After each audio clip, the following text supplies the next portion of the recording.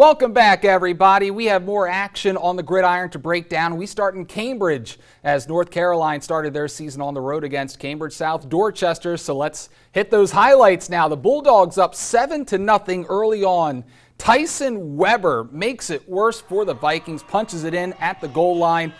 And that made it 14-0. North Carolina keeping their foot on the gas. 4th and 7. Nasai Bell working some magic. He's going to ring the bell right here. Goes all the way to the house. Another touchdown for the Bulldogs. 21-8 in the third. CSD not able to catch up in this one.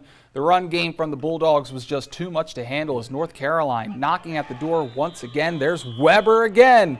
North Carolina starts their season off right, 28-14 winners over CSD.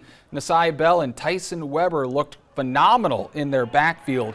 Weber strong at the goal line and Bell working his magic on the outside of the pocket to keep those drives alive. He's one of the players that I'm going to be watching all season in terms of Nasai Bell to see what type of step he makes, because last year he was one of the big reasons why they were able to upset Easton at the end of the season. And the fact that he's back there, and he's one of the tallest, biggest guys on the field, and he's a quarterback and with some wheels on him too. Yeah, he's a fantastic athlete for North Carolina. Yeah, he's going to be a problem for a lot of the teams that he faces. So I want to see what he's going to be able to do as the season goes on. Now let's talk about a 1A matchup, Brandon. It's the Colonels. They were in Princess Anne taking on the Jaguars. Now this contest, it wasn't close. If you've been following the Jaguars the last couple years, something that's been a problem for them was, not getting blown out. And today was no different. Colonel Richardson, they ran right through the Jaguars defense. You see, it took 5 Jaguars just to bring down Cam Lake. Well, you see the line there. You see the penetration that Colonel's just pushing them up the field. Yeah, they were up 51-0 at that point at the end of the third quarter. And with time winding down, you see they tack on another 6 points. And Colonel, they start their season off fantastically.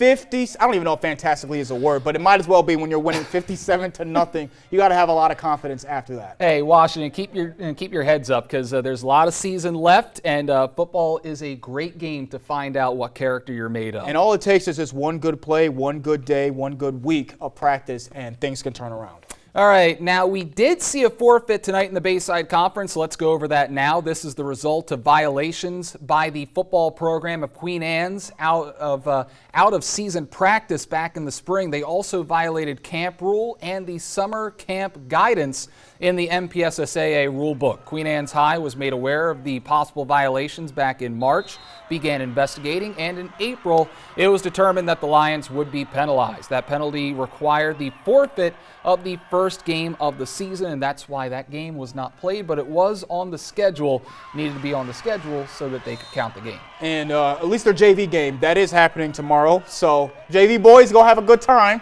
Go have fun, guys. Go have a good time. Now let's go over to some other games from the Bayside tonight. How about Easton? 38-6 thrashing of Northeast. You see Snow Hill, they win over Annapolis 14-0. Way to go, Eagles. Manor takes over Kent County 42-6. The Y-High Tribe, though, I think that's definitely the story of the day. 40-0 losers against Ligonor. We're going to see what the Triad are going to be this year. Obviously, they were very explosive last year, even had a playoff win.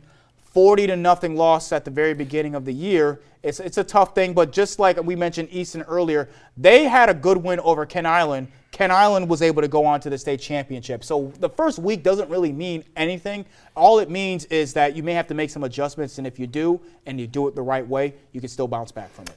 Yeah, Y-High under a new head coach, McMurdo, said that they are not going to have that same explosive offense that we're used to seeing the past couple of years. It's going to be more of a ground and pound game, but they were taking on a historic program in Linganore today.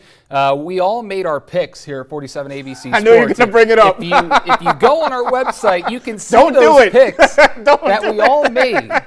Don't do it. I'm risking my job right now. Don't go to our website, because if you do, you'll see that I got that pick way wrong.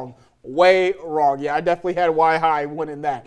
At least they had your support. Hey, you got the Tribe. I definitely have the Tribe's back, but they didn't have my back on that pick right there. So 40-0 loss. You know what? Just toss it out. Go back to the drawing board. Get back to practice next week, and we'll see you out there next Friday night. Now, we'll have one last day of refreshing weather before we crank up the heat yet again later this weekend. Your full forecast is coming up. Plus, local officials warn about party drugs. We'll have the details next. Isn't it? I'm head coach Alec Menser, Washington High School. You're watching Delmarva Sports Insider.